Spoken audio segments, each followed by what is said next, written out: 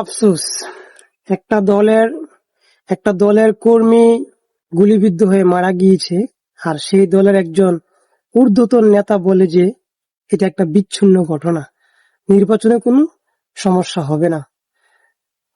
তা আমি বলতে চাই যে আর কি, যে তাড়াতাড়ি মানচিত্র দাও, ভাগ কইরা খাই।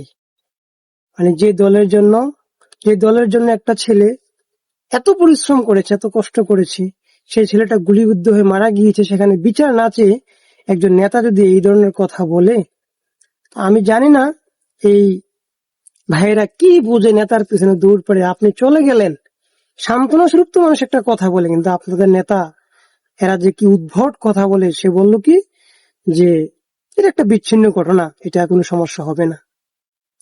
আরে মিয়া, একটা পশু মূল্য যে দাম হয় সেই দামও তো আপনাদের নেই। মাঝে মাঝে যা দেখি, এই আকলকে কাজে লাগান, বিবেককে কাজে লাগান, উল্টা পাল্টা আন না।